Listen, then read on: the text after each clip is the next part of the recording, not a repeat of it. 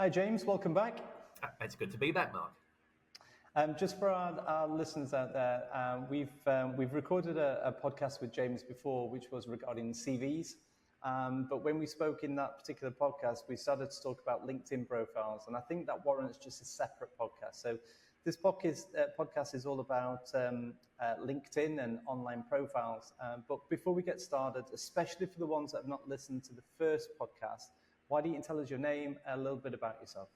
Okay, sure. Quick bio here. I'm James Innes, known in the UK media as the Jobs Guru. I started a business about 26 years ago, specialising in everything on the candidate side to help people move onwards and upwards. CVs, cover letters, LinkedIn profiles, interview coaching, etc. I've written quite a few books along the way, best-selling books. I am the UK's best-selling careers author. I do TV work, radio work. I'm a commentator for BBC News. And I also, for about 6 or 7 years now, I've had a weekly column in a national newspaper in the UK. Great, thank you. And again, just for the listeners out there, I probably should explain that James and I have known each other for about 3 years. We have children at a similar age, at the same school. But we've also worked together, and we've worked together more recently in supporting one of our sort of senior interim managers with their CV, LinkedIn profile, and so forth. So I'm talking to James with an element of credibility because we've actually used the services, and they've been really, really successful, especially for the candidate. So, but let's talk a bit about LinkedIn profile. If I've got someone who is on LinkedIn and they're coming up to maybe looking for their next assignment or maybe looking for a new job, they may have spent a little bit of time updating their CV. What else do they need to be doing with regard to LinkedIn and online? Well, people's main focus is normally their CV. They see that as the most important thing. And True. I wouldn't disagree. The CV is certainly the more important of the two, but LinkedIn is also vital. It's only been around for 20 years or so. I mean, CVs have been around for centuries, essentially. But LinkedIn has seen a huge exponential rise in its importance.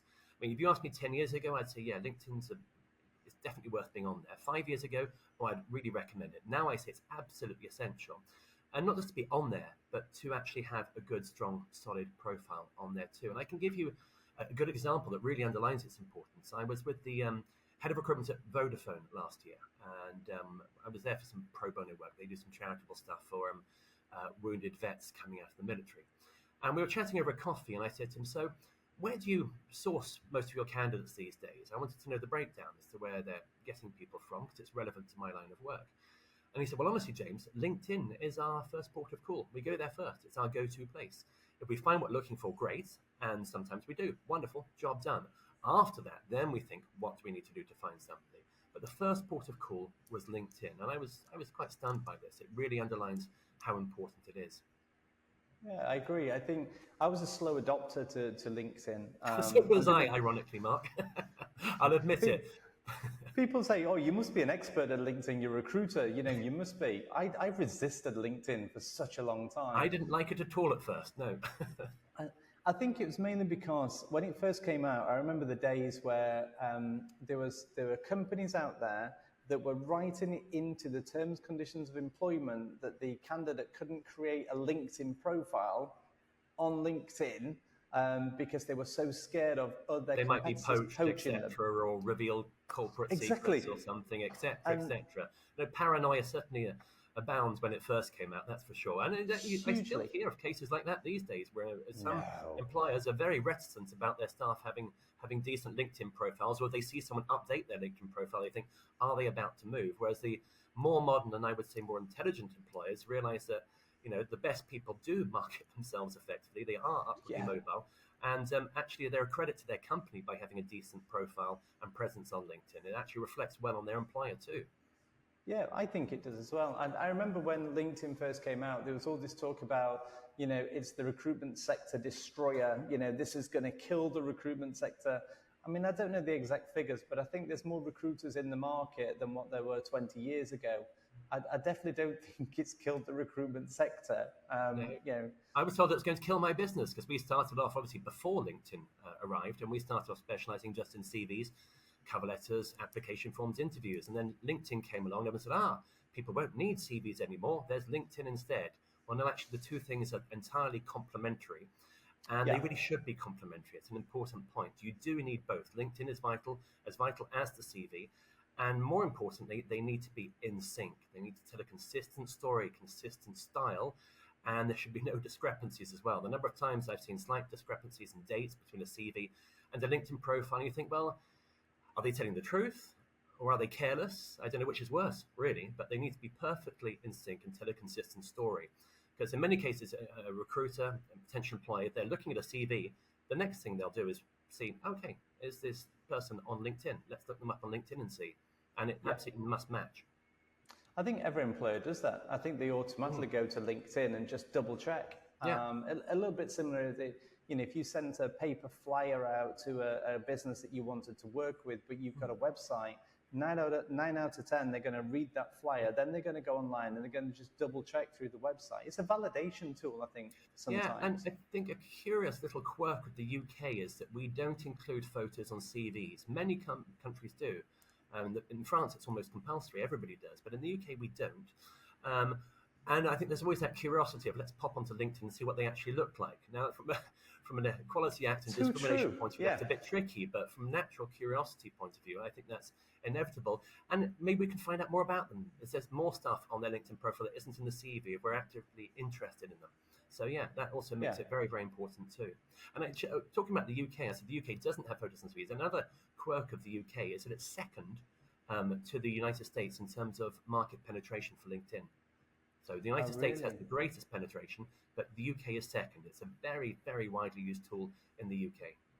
So I think we've established that if you're going to send your CV through to a client, or if a recruiter is going to send your CV through to the client is going to look at your LinkedIn profile, and they're going to look to just double check, just to verify that what you've said in your CV is the same as your LinkedIn profile. Now, we've had instances before, albeit not recent instances, whereby the LinkedIn profile has not been updated or the CV's not been updated and there's discrepancies. And clients always identify that. And then they ask me, a couple of questions. One is, like you said, which one is the truth? And secondly, I think I need someone with better attention to detail. With regard to your services, because you create CVs for candidates, but you also create LinkedIn profiles. Do you do this at the same time when you're working with a candidate? Well, I normally aim to. If I can actually get them to understand the importance of LinkedIn.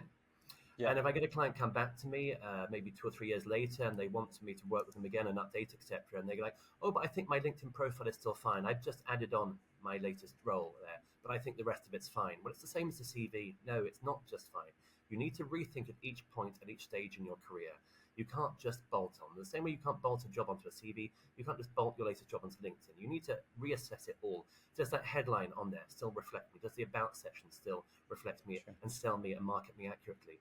Now, what I do with my clients is we almost always, I should never say always in this line of work, but almost always start with the CV. You've got much greater scope there. It's a blank piece of paper, like a blank canvas. So we can work most effectively on that in terms of getting our pitch right. How are we going to sell this person? How are we going to market them? Greater scope on paper. Once they're happy with the CV, they've signed off, yes, love that, James, great, put it down, it's perfect now. Then I think, right, now let's tackle the LinkedIn profile, because obviously we're restricted in certain parameters. The headline section is actually much longer than you would normally have a headline on a CV, so that's actually to our advantage. More keywords, both for the human reader and for the robot reader, the algorithms. And the about section, which is also going to be longer too and critically important. But how do we adapt the approach we've taken to market them on their CV, on paper, to the constraints of LinkedIn? So that's normally the second part of the process or the project for me. Yeah, okay, fantastic. Well, I think when I'm speaking to our candidates, bearing in mind our candidates are more the senior end of the market, so they've always got a title of director or often chief. What they do is they often go out to someone else that can support them to write their CV and also to write their LinkedIn profile. And when we see that, we can tell the professionalism that goes through both simultaneously. And it's also the tonality of what they're writing. So it's not just dry factual. There's actually some tone in there as well. Yeah, how do some you flavour capture of that? who they are as a person. Yeah, how do you capture that? with difficulty. That's the short and simple answer. Well, my normally process is to start off with having a good long chat with somebody. And yes, I talk about their goals, and yes, I talk about, details of what they've done most recently. But a big chunk of that is actually getting to know them as a person, who they are. Who am I trying to sell here? I prefer the term market. It's a bit politer, but who am I trying to market here? If I get to know and understand them as an individual, what makes them tick, that really then informs the writing. I can get some flavor across. It's quite obvious. I said it's not easy. I can get some flavor of who they are as an individual. Because from a recruiter's point of view, as you will know, a big chunk of it is, yes, can they do the job? That's obviously very important. But another big chunk of it, and to me, I don't know what you would say, but I would say 50-50. The other part is, are they the right fit? Are they the right fit for this organization? Will this organization be the right fit for them? It works both ways. I get plenty of clients who get a job and think, right, this is the job I want, and actually get in there and think, oh, actually, no, I don't fit in here. This isn't what I wanted. It's not what I expected. Or the other way around, the organization thinks they're not the right fit, and they're back to me a few months later. That's a waste of time for the organization. Recruitment costs money, but also for the individual themselves, that's not good in their career path to be with somewhere for 3 or 4 months to find it doesn't work out. Now, often you can't tell your foot until you're really in the door and those first few days on the job. But if you can go some way beforehand to communicating who you are and getting them to understand you as an individual, then that certainly helps to avert these problems later. Yeah, I agree with that. I think that classically, people by people. I don't think that's changed, and I don't think it'll change in a long time. Yeah. And I think what you're saying is that when you create or even update your LinkedIn profile, having that tonality in there to describe who you are, not just what you do, but who you are, is really important. And how often should someone update their LinkedIn profile? How often did you say? Yeah, how often should they update their LinkedIn profile? In terms of updating it, certainly every time you move role or get a new role, but in between, keep an eye on it. Some people stay in one job for a long time. Okay, so let's imagine you've been in a role for 6 years now, and your second year in, you added on your latest role, yeah?